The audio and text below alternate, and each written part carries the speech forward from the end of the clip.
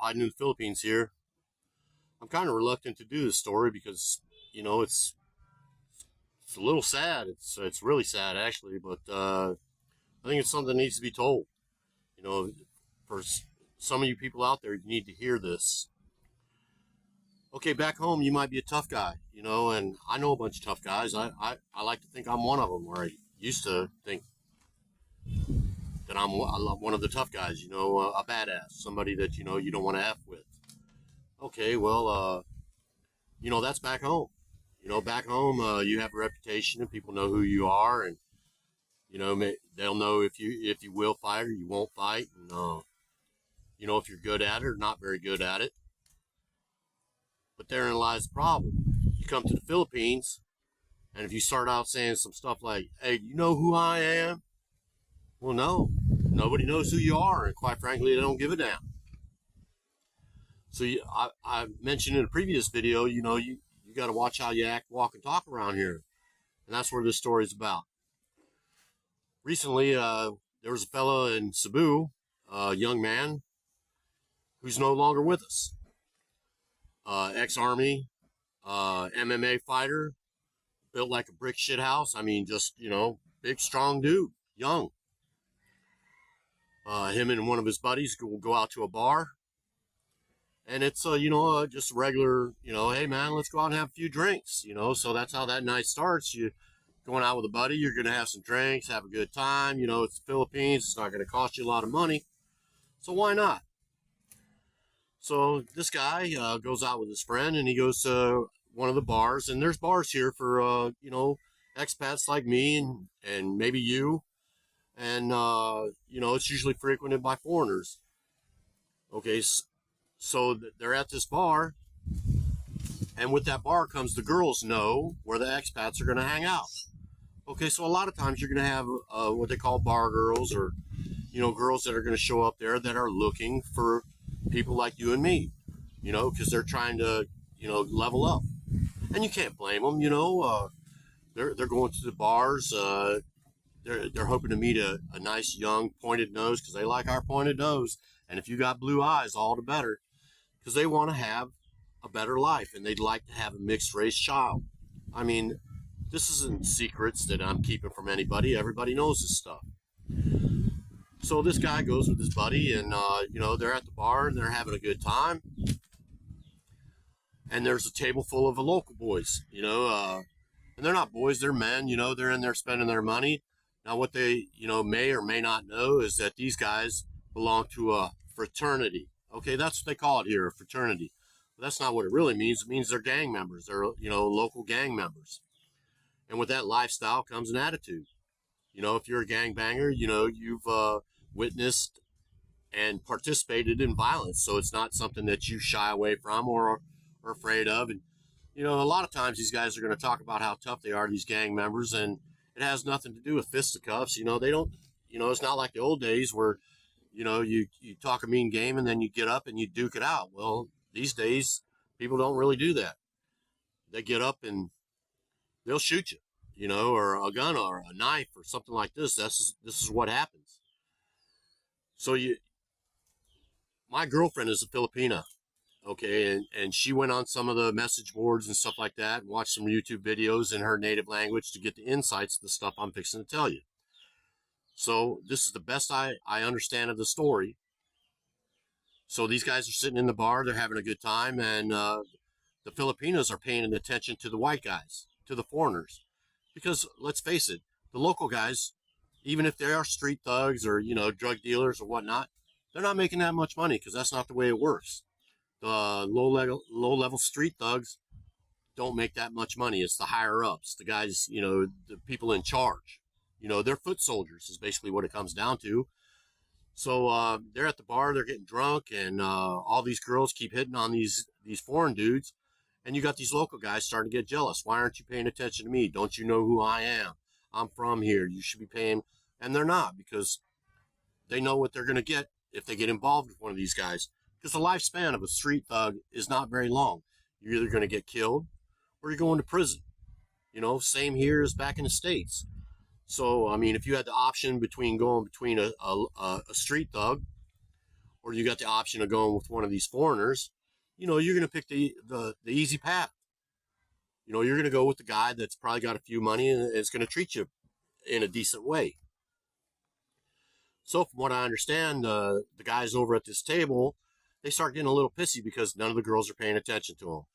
And there's alcohol, and I'm going to suggest drugs involved, because if it's just probably what happened. So let's move on down to the future of this night. It's 6:30 in the morning. So this American has been out all night partying till 6:30 in the morning. It's 6:30 in the morning, and some shit jumps off. Okay, it's come to a head. The local guys at the table have been up all night drinking as well, and I'm gonna guess doing some of that stuff. And if you don't know what that stuff is, Google it. You can find out on your own if you haven't ever participated in it. And I'm gonna guess, but my guess might not be accurate. They call it shabu here, okay, which means meth. So they were out probably all night drinking and doing meth. Now, what this guy's up doing till 6:30 in the morning, partying, you're just asking for trouble. Now, my problem with all of this is that this guy is a professional fighter. So I know that mentality. I myself understand this mentality. And now when you're looking at these Philippine guys, they're not very big, okay?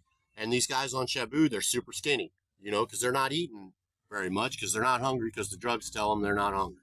So you're looking at a bunch of little skinny dudes, and you're a well-built, muscled-up guy, and you're like, I'll break 2 or 3 of these guys in half before they can do a fucking thing. All right, well, that could be your attitude, but you're not bulletproof. Do you understand that? You big hard ass, you think you're the cock of the walk. Okay, well, here you're not. Okay, these guys have numbers that you don't have. None of your buddies are hanging out here. You came by yourself. What, you got 1 or 2 guys at the bar? They got an army full, a few phone calls, and they got carloads of these dudes showing up, and you're going to get stomped. You're going to get stomped and or put in a hospital, and you might die. So that's up to you how you want to act, walk, and talk. But at 6:30 in the morning, like I said, this man who was a soldier and an MMA fighter certainly recognized that things were going south, and at any point could have left and went home, but he decided not to because that bravado in his head told him that he could handle this. Okay, well, possibly he could, but at some point somebody made a phone call, and up shows a guy in a car. The guy walks over to the car, which why he would do that, I have no idea.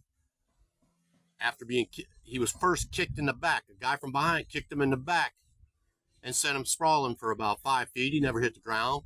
But I mean, that should have been an indication right there. It's time for me to leave. But no, he didn't leave. Up pulls a car, and out jumps a guy. Now, this guy's a local rapper, somewhatly famous here. People know who he is. He's also a member of the fraternity, right? Okay, well, if you look into him a little bit, last year he had a stroke. In his 20s, he had a stroke. And let's guess why he had a stroke. How are you going to have a stroke at your 20s? Is it because your heart was pounding so hard from what? Drinking too many caffeinated pops? I don't think so. You can deduce this in your mind however you like, but I'm just going to guess that it was an illicit substance. So he recovers from that, and now he pulls up because one of his bros called up and said, hey, man, these white guys are starting trouble. The guy jumps out of the car. He shoots the foreigner in the foot and shoots him in the shoulder, chest area. Okay, 2 shots. The guy was shot at 6:30 a.m. Okay, that's where I have a problem with it. You should know better than to be out all night till 6. Who am I to preach? Yes, I've done it before myself. Okay, but nothing good ever comes of this kind of thing. So now you got this guy. They rush him to the hospital, and he ends up expiring. The long and the short of it, he ends up expiring. Okay, he's no longer with us. Now this guy had a woman and 2 children that love him. He's gone now, never never to be held by these children ever again. And it all could have been avoided. 100% could have been avoided. But it wasn't.